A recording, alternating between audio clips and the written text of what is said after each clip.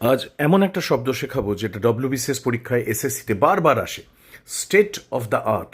বেশিরভাগ স্টুডেন্টই জানো না, আজ শিখে নাও।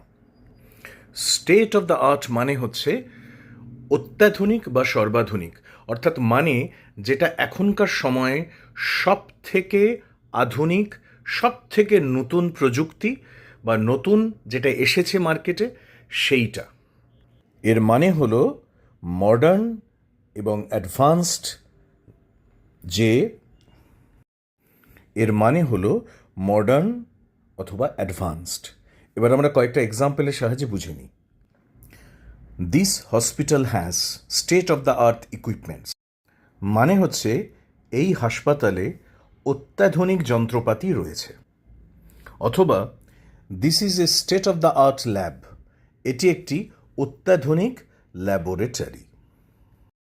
অথবা he bought a state of the art smartphone, সে একটা অত্যাধুনিক একেবারে নতুন টেকনোলজিওয়ালা একটা স্মার্টফোন কিনেছে। তাহলে কি মনে রাখতে হবে? স্টেট অফ দ্য আর্ট মানে হচ্ছে আধুনিক প্রযুক্তি। এরকমই নতুন নতুন ইংলিশ ওয়ার্ড এবং গ্রামার শেখার জন্য চ্যানেলটি সাবস্ক্রাইব করুন।